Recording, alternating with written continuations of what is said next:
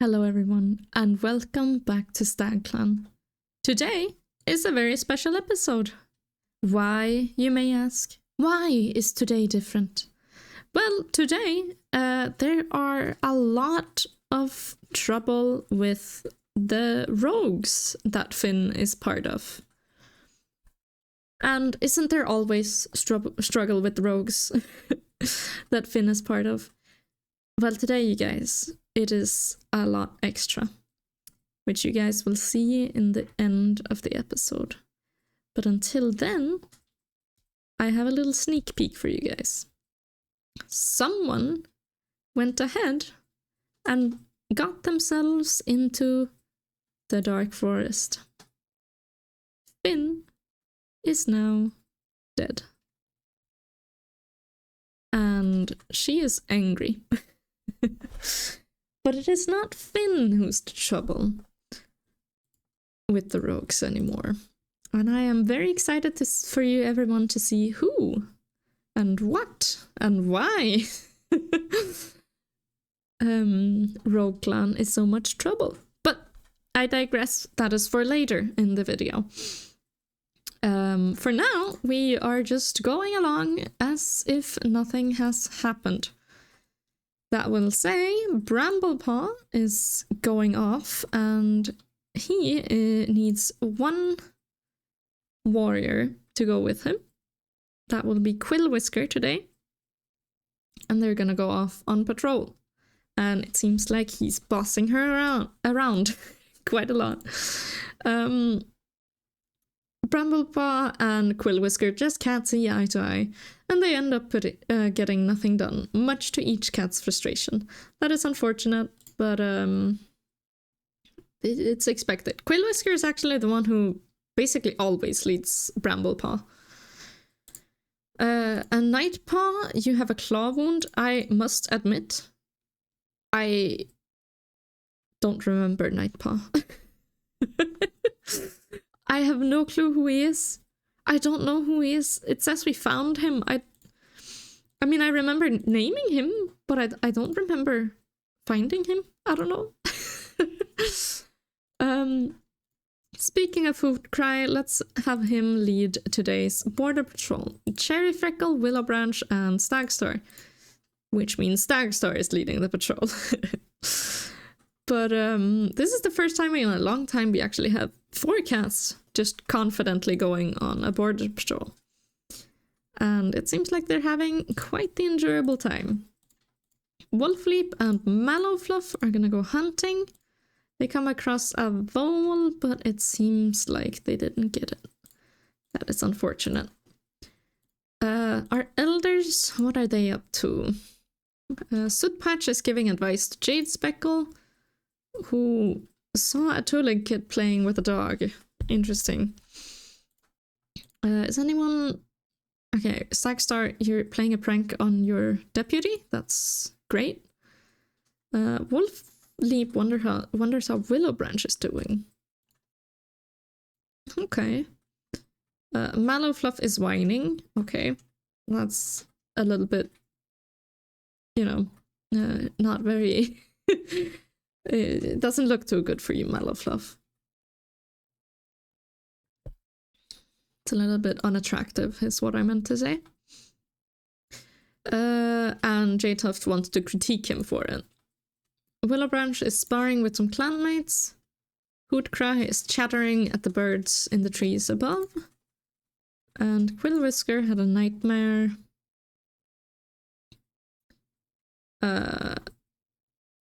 Okay, well, Cherry Freckle apparently offers to take Bramblepaw next time. But it seems like maybe, let's switch to Mediator a little bit. Wolfleap and Willow Branch seems to be doing a little bit better.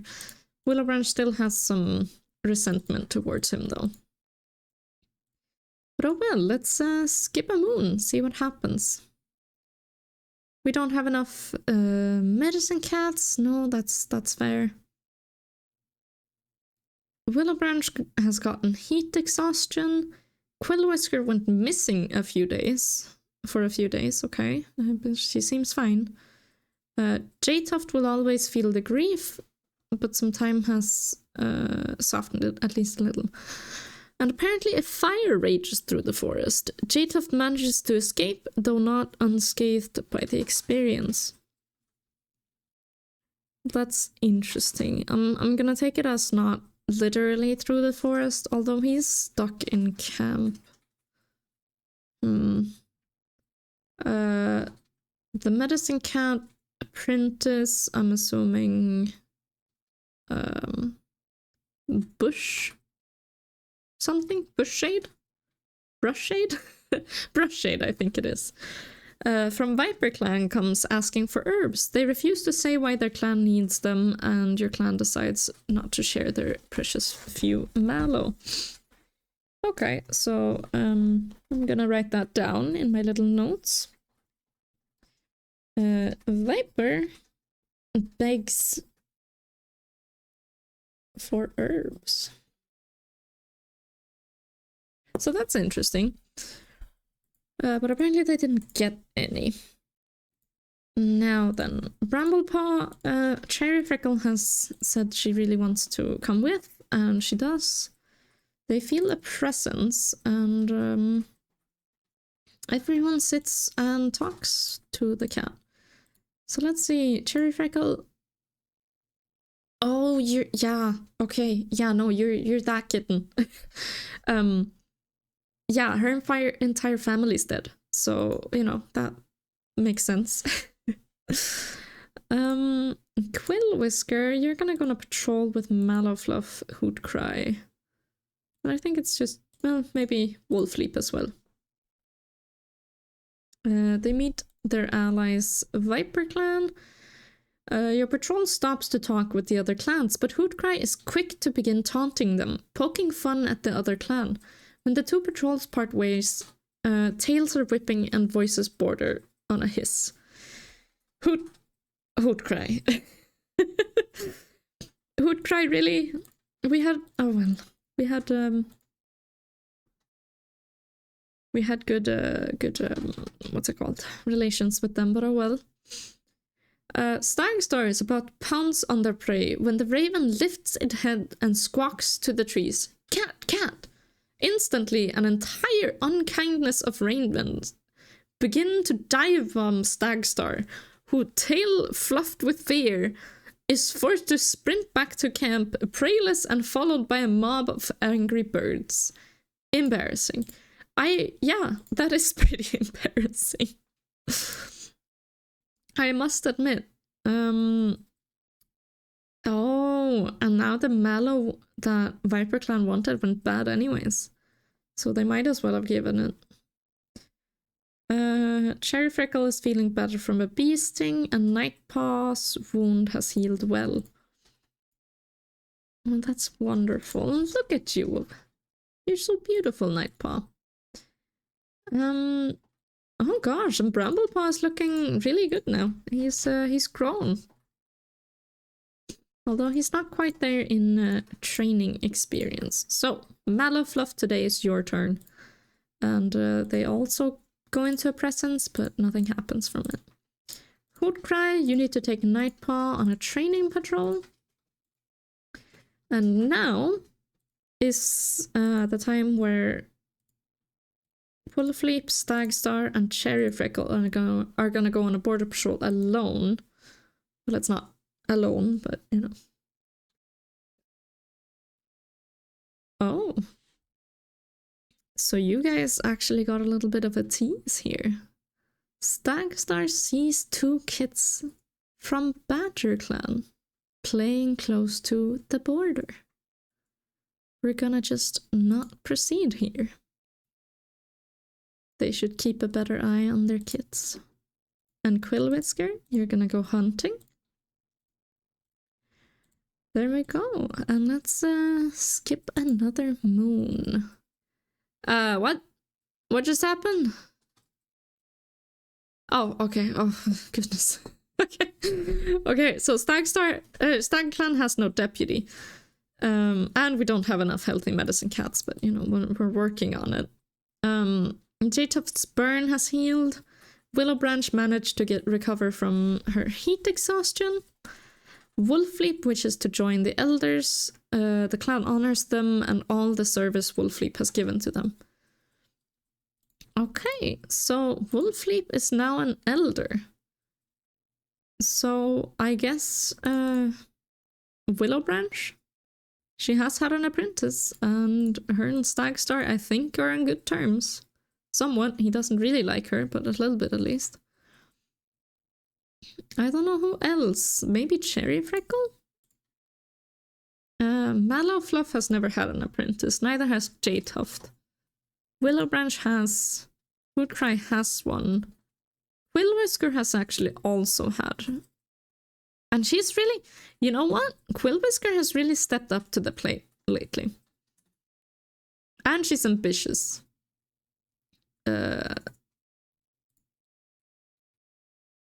I think... Okay, Stagstar, what is your opinion on Quillwhisker? It's pretty positive. I mean, it's not in the negatives. Wolfleap, what about you? Oh, you really don't like Quillwhisker though, but you're not the leader anymore. Well, deputy anymore. I think honestly Quillwhisker is gonna be the new deputy.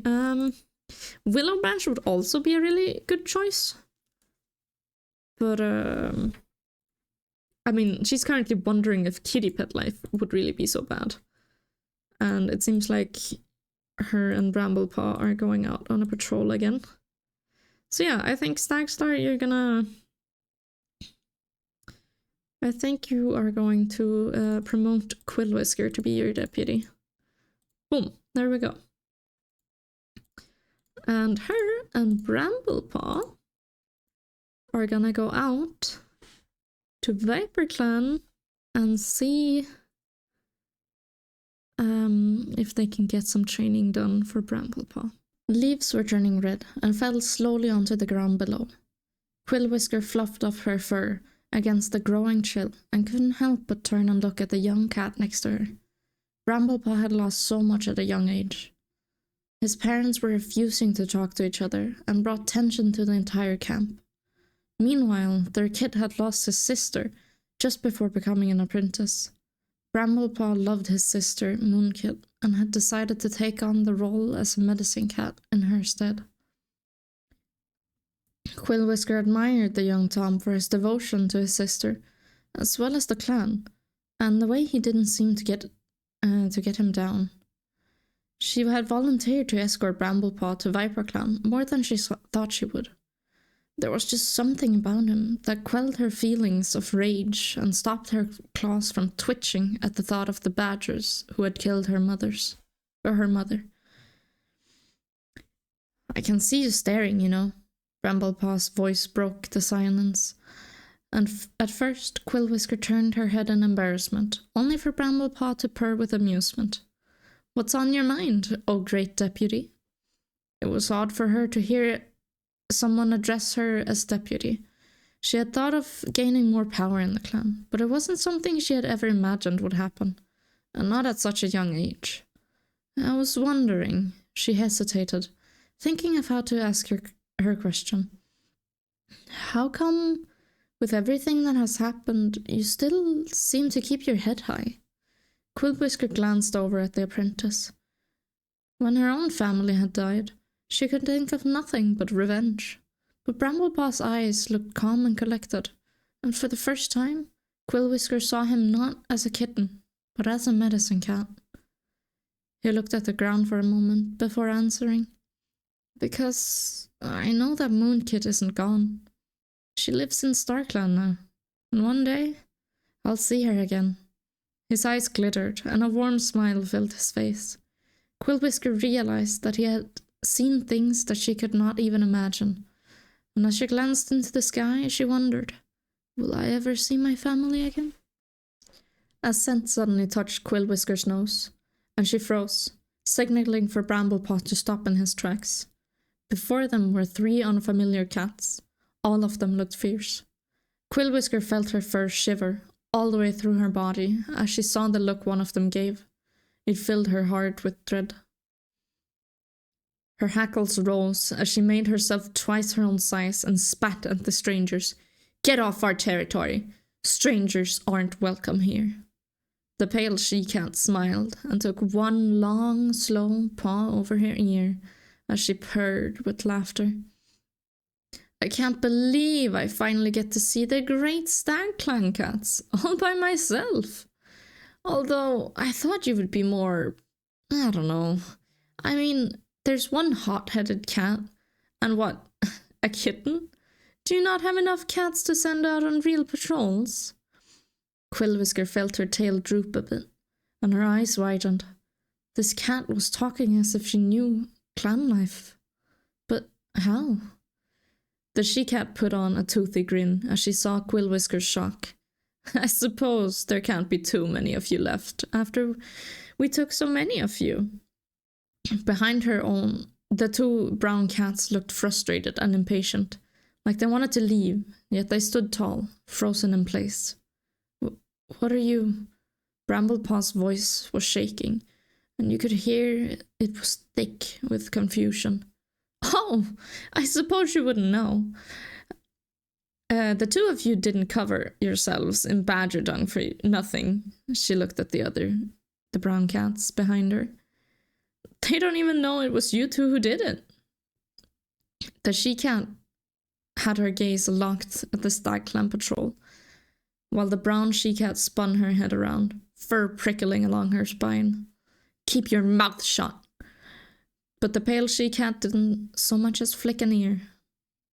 Memories of the night her mother, Primrose Petal, died started flashing into her mind.